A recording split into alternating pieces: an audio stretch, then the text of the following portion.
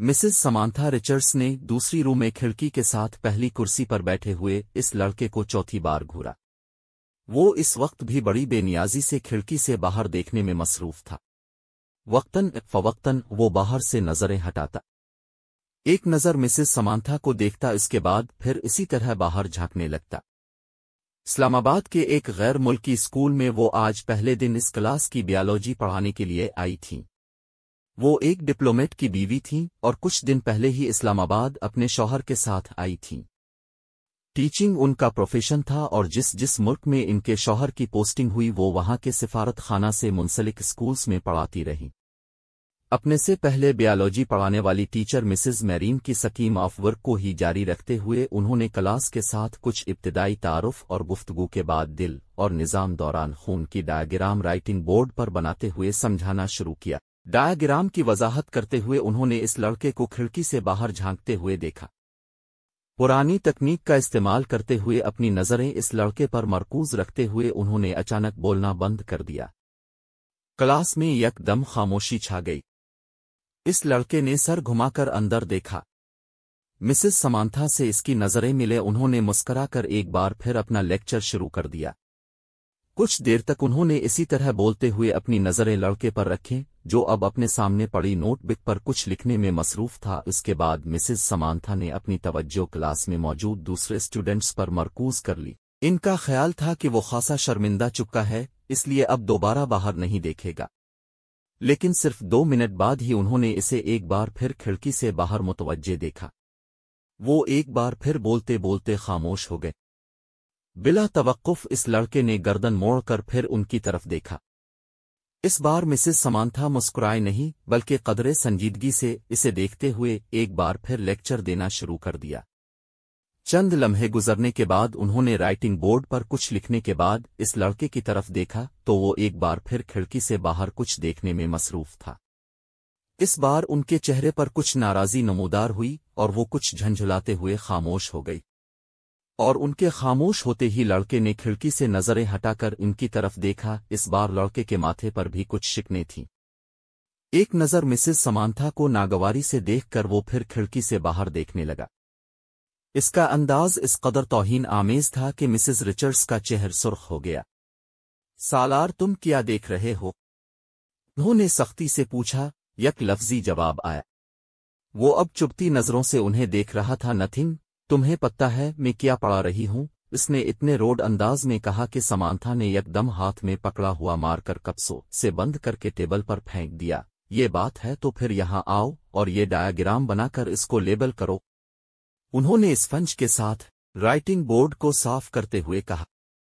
یک بعد دیگرے لڑکے کے چہرے پر کئی رنگ آئے۔ انہوں نے کلاس میں بیٹھے ہوئے اسٹوڈنٹس کو آپس میں نظروں کا تبادلہ کرتے دیکھا۔ وہ لڑکا اب سرد نظروں کے ساتھ سمانتھا کو دیکھ رہا تھا۔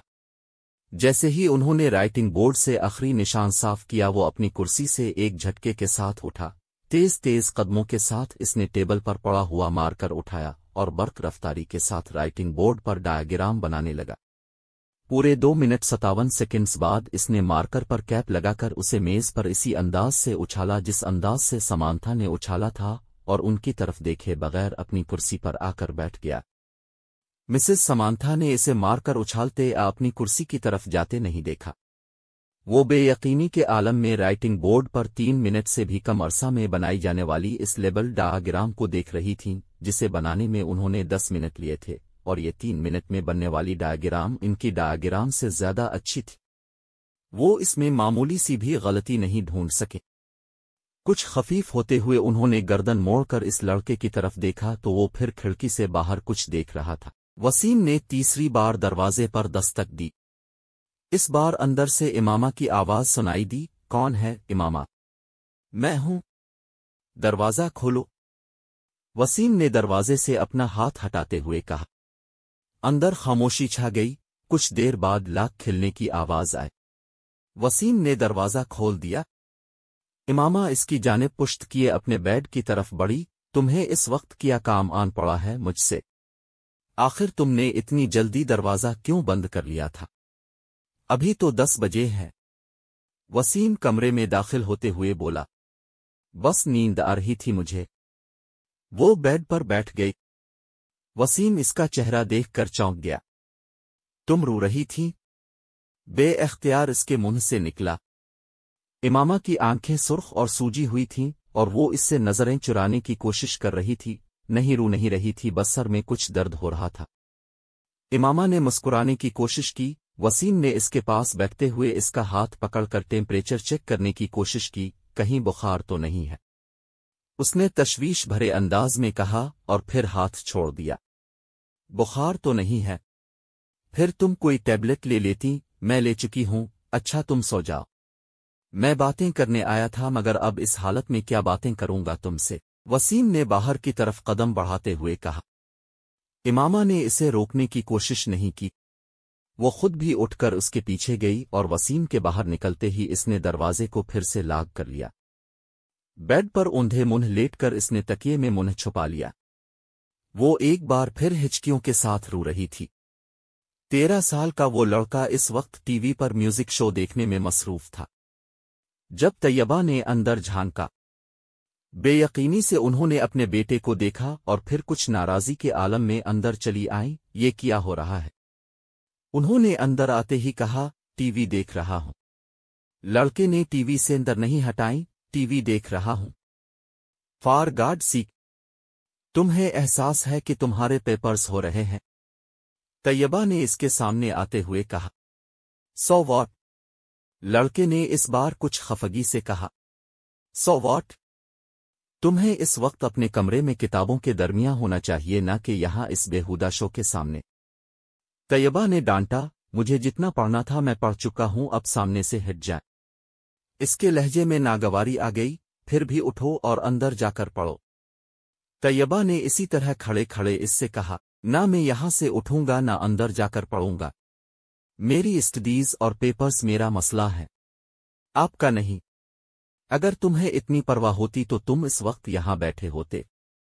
उसने तैयबा के जुमले को नजरअंदाज करते हुए बड़ी बदतमीजी से हाथ सी साइड इशारा करते हुए कहा, आज तुम्हारे पापा आ जाएं तो मैं उनसे बात करती हूं। तैयबा ने इसे धमकाने की कोशिश की। अभी बात कर लें। क्या हो गया? पापा क्या कर लेंगे? जब मैं आपको बता चुका हूं कि मुझे जितनी तैयारी करनी थी मैंने कर ली है, तो फिर आपको क्या मसला है? ये तुम्हारे सालाना इम्तिहान है, तुम्हें इस बात का एहसास होना चाहिए। तैयबा ने अपने लहजे को नरम करते हुए कहा। मैं कोई 2-4 साल का बच्चा नहीं हूं कि मेरे आगे पीछे फिरना पड़े आपको। मैं अपने मामलात में अब से ज्यादा समझदार हूं, इसलिए ये थर्ड क्लास किस्म के जुमले मुझसे ना बोला करे। एग्जाम हो रहे हैं, स्टडीज पर ध्यान दो। उस वक्त तुम्हें अपने कमरे में होना चाहिए। मैं तुम्हारे फादर से बात करूंगी। वॉट रॉबिश? वो बात करते करते गुस्से में सोफा से उठकर खड़ा हो गया। हाथ में पकड़ा हुआ रिमोट उसने पूरी कुव्वत से सामने वाली दीवार पर दे मारा और पांव पटकता हुआ कमरे से निकल गया। तैयबा बेबसी और खिफ़्फ़त के आलम में इसे कमरे से बाहर निकलता हुआ देखती रही। जारी है।